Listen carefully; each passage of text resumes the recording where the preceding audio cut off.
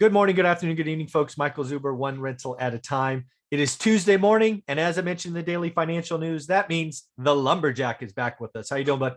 I'm doing awesome. A little bit warmer than I was last week, but still cold. Yeah, 40 below or whatever it was. Yeah, it was like 17 below wind chill, and then it was like another one was like 19 below wind chill, and then yesterday was like 40.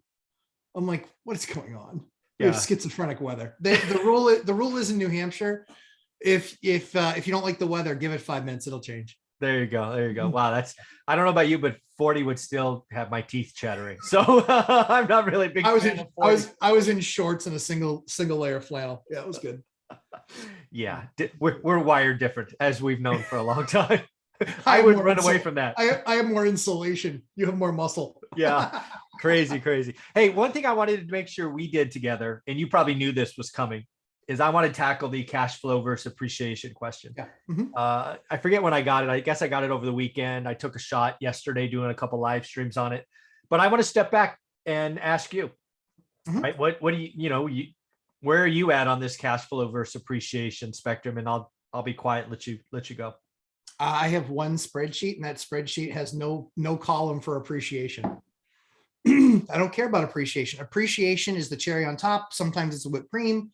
It's great. I love appreciation. Appreciation is fantastic. I can do nothing to account for appreciation. I can't create appreciation. I can't create the market forces that create appreciation. I have no control over any of that.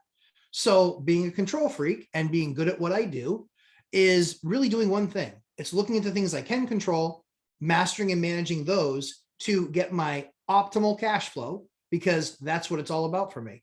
I have never, ever, ever, and in fact, I think somebody posted something. I was the rude one.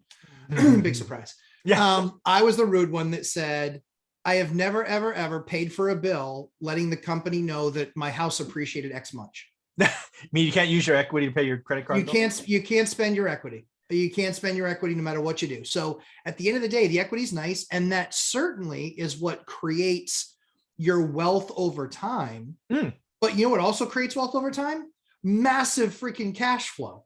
Yeah. When your mortgage is 30-year fixed, when your taxes go up even a few percent a year, inflation, any of those things taking into account, those help, that piece helping appreciation. What I care only about is my cash flow. I want that, and that number, my margin, every year that I own the property, my margin increases. Mm. So that's what I care about. Appreciation does not put a new roof on your house. It does not pay for your siding. It does not pay for your new water heater, something even cheap that's, 15 to 1800 bucks installed by a plumber, a nice water heater. It doesn't pay for any of those things. So anybody that is talking about appreciation is on a slippery slope. Number one. Number two is they probably have too much money. And don't have to really watch the day to day that much, or the month to month. I watch the month to month. Yeah. I watch what my expenses are, and I watch what my income is. And I'm not worried about, I'm not like MicroStrategy worried about what Bitcoin as an asset is going to do, because he's hoping for appreciation, not my interest. Yeah. I think there's a couple of things there. I'm going to play kind of devil's advocate Yeah, just to keep this conversation going. So Mhm. first and foremost, this is all coming from Bigger Pockets. I've had lots of people reply to those videos, comments in the last last day or so. And it seems, again, I haven't been on Bigger Pockets in years, right? I was a very early member, did a one-on-one with Josh Dorkin in his basement. So I was early. It seems that they are pushing two themes. One is BRRRR, which is obviously David Green. He wrote the book on BRRRR, right? He also wrote the book on out-of-state investing. And I think merging those two things together is a risky strategy for most people, especially for full-time employees, right? I think it's one of those things that's sexy to sell, right? It's cheaper out of state. It's sexy to BRRRR. But, if you do BRRRR right, and you have the time is the key. BRRRR can allow you to create value, and you could extract it later via a refi. It's even in the name, right? So let's poke at that a little bit more. Why does BRRRR great for a few and bad for most? Well, number one, I think you hit the nail on the head, is that combining real estate strategies usually isn't the best of ideas. Usually that strategy works because it's addressing a specific gap or need.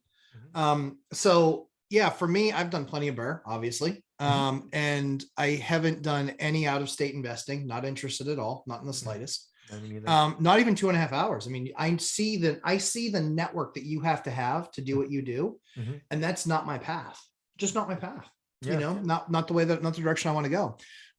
However, you know, on the BRRRR side of things, yeah, I've been doing that for years. I think the issue that I have with BRRRR now is that you have zero guarantee that you're going to BRRRR right.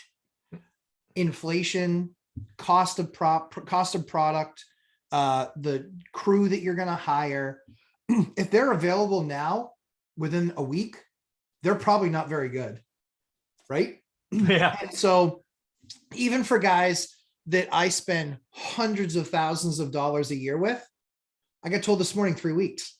I was like, you're like, what? I'm like, really, Jerry, really? He's like, I don't know what you want me to do. I go, I want you to put my jobs in front of theirs. Is this not clear? Yeah. He goes, you know, I can't do that. And I go, all right, I'll wait the 3 weeks. But this is the kind of stuff that we're talking about. Is I'm a seasoned veteran doing this. I had my formulas and my calculations for years that I used. They're all broken. They all needed updating. They all needed updating aggressively. That video that you and I did talking about cost, holy Toledo. And the timing, you know, I've never waited more than 3 weeks for Windows. I'm now waiting 12. Yeah, Windows. And, yeah, and they're weird. like, fingers crossed. And I was like, Yeah. you better not be crossing your fingers. You better be crossing your fingers that you don't want to see me. Yeah. Like, but that's the thing is, I think that combining advanced strategies like that, BRRRR is an advanced strategy. I don't care what anybody says. Oh, absolutely. It's an advanced strategy 100%. You need to know cost of materials, how to manage a project, how to manage contractors. Cost of capital. Yeah, absolutely. Cost. I mean, there's a whole list of things that you have to account for when you're talking about a BRRRR. And so, and largely speaking, Michael, if they're going to win that deal and beat a guy like me out, they're going to pay more than me. Oh, yeah. The BRRRR is advanced strategy. It's actually in my second book called An Advanced Strategy, and it is beautiful when it works. Here's the other reality. BRRRR is a strategy that is best executed near the bottom of a market. It is one of the worst and most horrible and most dangerous strategies at or near the top of a market. Yeah. People don't see it. It's I had a couple of people mention on the live stream on Sunday that we do at 11:30 a.m. Eastern time on Sundays on the Lumberjack Landlord on YouTube. I had a couple of people mention that they had, you know, done basically a BRRRR and that the appraisal came in at like a fraction over what they paid for the place. And they're just like, and we know this appraiser has issues. We're stuck with the appraisal. The bank's not going to push back. He won't raise his numbers. And I was like, well, so now what do you do? Now your only option that you have, I mean, if it's an FHA loan, you're screwed because you're stuck with that appraisal for a year. Or at least 6 months. 6 months. 6 months. But if you want another bite at the apple, guess what you have to do? You have to pay for a whole other appraisal, wait a whole another 6 weeks. And then you can get that person disqualified, right?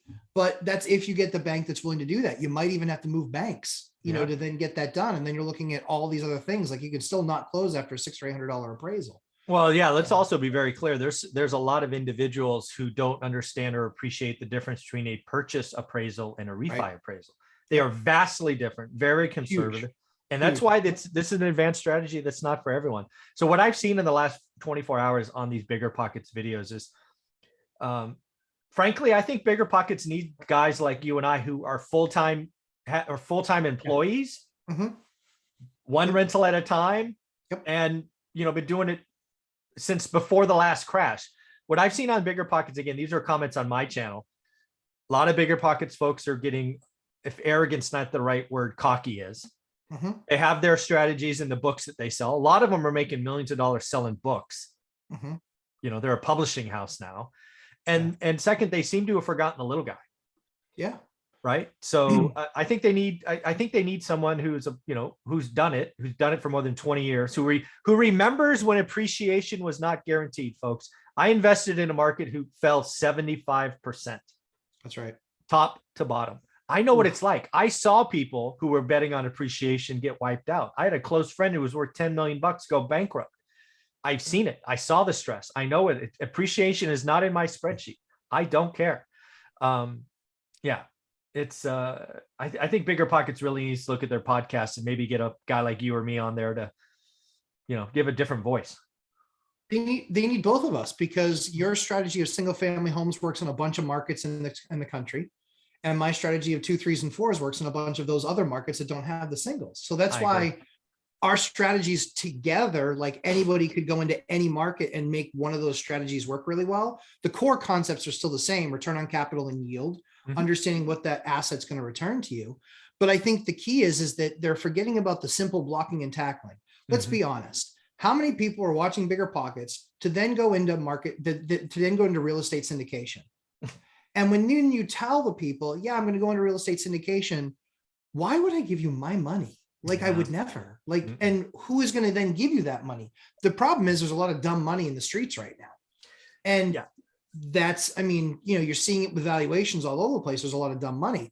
The problem is that you will likely get obliterated, because we know the adjustments that are coming. And we know that the one thing that you have to handle adjustments like that is cash. You have to have money. Yeah, You exactly. gotta have money. So it's Well, I all want about to that I want to cash flow. nominate lumberjack landlord.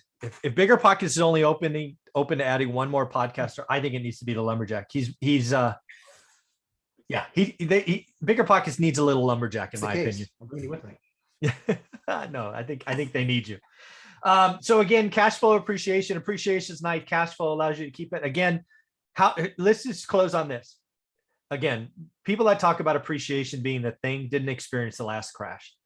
They've been investing for the last 7-8 years and only known an up market. My market again fell 75%. The only reason I was able to keep my 80 units in a market that went down 75% is cash flow. That's right. That's right. Cash flow is king. That's what pays the bills. That's what pays the bills. Period. End of story. Yeah. And again, I love the fact you started this. Appreciation is not on any of my columns. I don't teach about it. Don't talk about it. I will admit to looking at it when I do a cash out refi to raise dry powder, but it's not on my spreadsheet in the beginning. I only have to do it one time a year. And that's when we do our PFS, our personal financial statement. When you get above 10 units, Yeah, you got your bank wants to see that. And that's the only time that I ever think about it. And to your point is, when we're going and filling out all the paperwork, when we just did that package for 9 additional refis, when we did all of that work, we wanted to give them a target. Yeah. And this is what the target is. Yeah. And you've said it, you've locked that rate at 4%.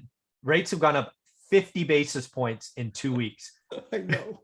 You go. Yeah.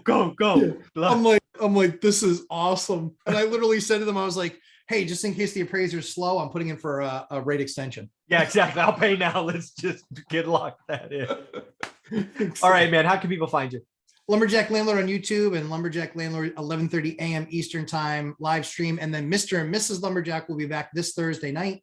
We're super excited to hang out with some couples and talk about real estate. And if you're part of a couple or a throuple and somebody's dragging their feet on getting into the real estate game, yeah, it's 3 people. It's really a thing. Yeah, it's true. But yeah, I don't discriminate. Couples, throuples, whatever. But yeah, any of that. You want to come hang out, talk real estate, and help get somebody's questions answered so they can either truly, that they're 100% out. I think that's the biggest challenge. Is there's a lot of people that are like, they could absolutely be convinced to take that step. They just have a bunch of questions that you haven't done a good job of answering. That's what we're there for. Awesome. Thanks, buddy. Thanks, Mike.